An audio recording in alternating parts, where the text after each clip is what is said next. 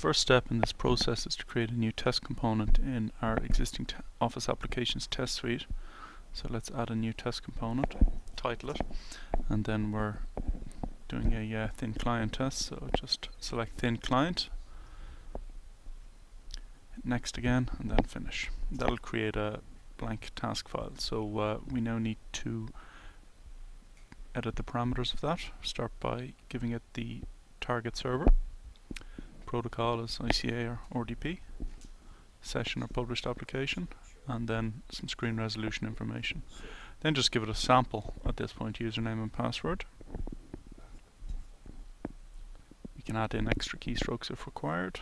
Now the runtime files dialog, once you click on that, will open a session to the server using the parameters in the previous screen, and it will allow us to, on the server, mark the test script executable location, the script location, and any supporting data files.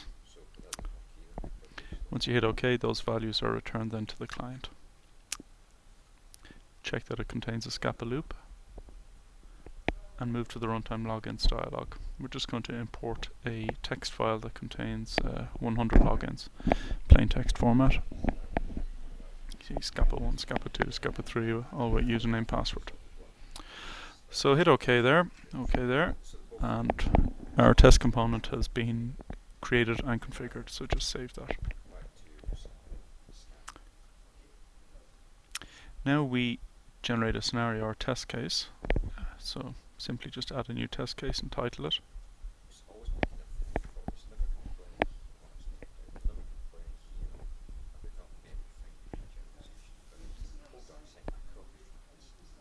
Okay, in the configuration tab, we'll just add in the single test component that we have available to us at the moment. It adds itself with the default population of 1, so let's just change that to 30. Save that, and we're ready to start running. So now we create a new entity called a StatCon, short for Statistical Console, and this is the interface that will control the test in. We'll see various results and so on. Add in alerts, various types of data collection, and so on and so forth. The Statistical Data Collection tab allows us to connect to any number of different types of environment and retrieve performance statistics from those. So let's just try and connect to the Citrix server that we're going to test in this case.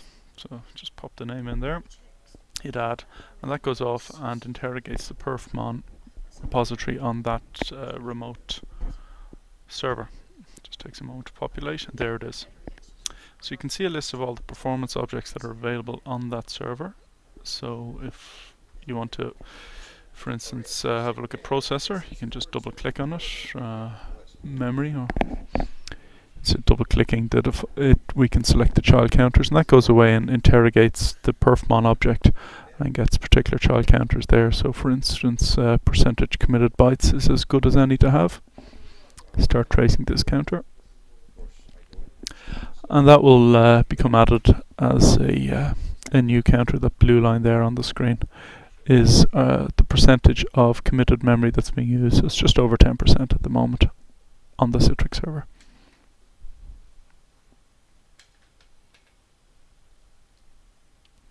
So let's just drill into the processor. It's a dual processor machine, and let's just select the percentage processor use.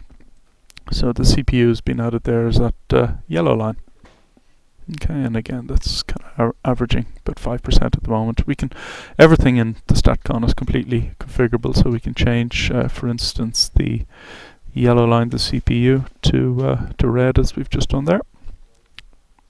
But let's start our Citrix test. So start the test interactively. We can also start with the control sequence, which is a predefined set of steps. And doing that will launch the amount of Citrix sessions that we've specified in our population. In this case it was 30. So we can just see some of them there in the background. Just move the perfmon counters to the second slider bar there, and we can see that the memory use is quite obvious as we increase as we logged in the Citrix sessions from about 10% to about 45%, and the CPU was very, very high during Citrix session logins, as we'd expect, but it's stabilized now at its kind of pre-login level. And there are the Citrix sessions, all 30 of them. They're just sitting at the published desktop at the moment. So we can control the test by moving that slider bar in the first column from its default position of 0 to any number, and that will make that amount of users active. So we've just moved the slider there from 0 to 1, and that will make one user active, i.e. one user will commence to execute through the script. And you can just see that number is being represented on the graph by that green line. Then we see the response times coming back from an iteration of the script, represented by the black line, which is the total end-to-end response time. The pink line represents what we refer to as a subsequence, i.e. some set of events that occur within the script itself. So we can actually see the execution there. It's in the SCAPA2 session there, the 2 down and 2 from across. We can change the ramping value, i.e. the interval at which users are introduced. I've just changed that there to 3 seconds, and we'll change the user count to 10, and that means that users 2 to 10 will come in at intervals of 3 seconds. So there'll be a kind of, instead of the server getting hit with all the sessions beginning at the same time, they'll start at some kind of interval. Okay. So we can see, of course, the metrics that we, as well as the response time metrics, things like the CPU that we'd begun to monitor at the start of the script, at the start of the test rather. The CPU there is spiking almost to 100%. Now our 10 users are active. Let's just add an alert in. We can put alerts on any metrics, be they client-side response times or things like server metrics. So we're just going to change the add in an alert if the response time goes over 20 seconds to trigger some kind of event. And we've a number of events that we can trigger. In this case, we'll just put it, set it to appear in the common base log file, but we can send emails and things like that as well. And also we can add a reset action if the response time drops below the 20 seconds. Again, we'll just pop that into log. Okay. So we can see out of our 30 active sessions, at any one time 10 of them are executing the script. Let's increase that user count from 10 to 20. And again, we can see the processor is steadily tracking upwards as we increase, and also the response times appear to be tracking upwards as well as we increase the concurrent user count.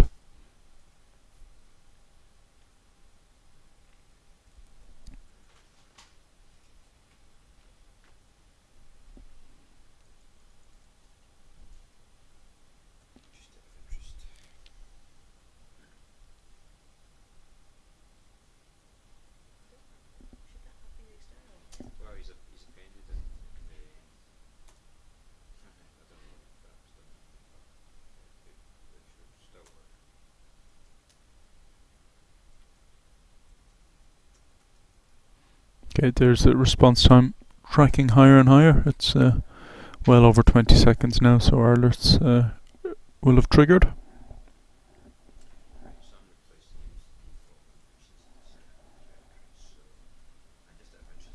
And we can see, looking at the various trends there, that the green kind of driving metric is certainly sending the processor and the response time metrics higher and higher.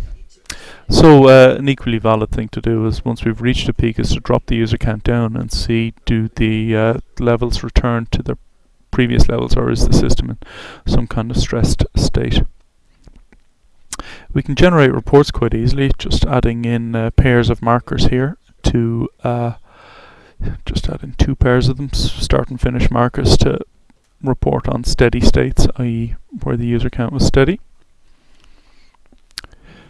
Generate a report. Now, a number of different formats there. We can CSV, HTML or PDF. We'll generate a PDF in this case. Give it a file name. We can add in a title and custom image if required.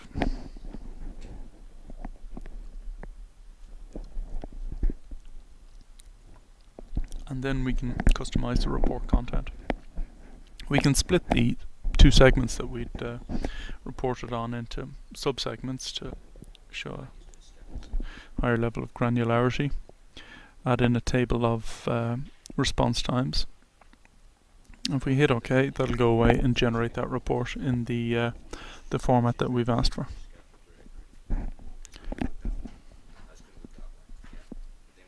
You can see it generating there at the bottom right of the screen.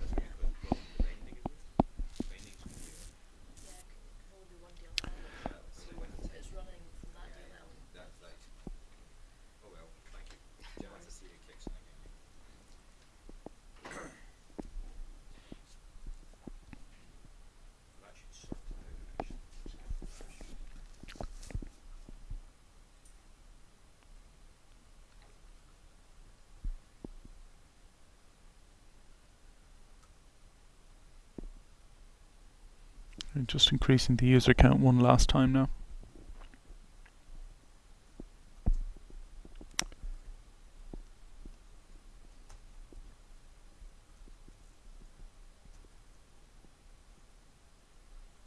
You can see the response times have dropped back to their kind of initial levels of just over 10 seconds or so. If we increase back up to 30, we can just see that all the sessions are slowly becoming active.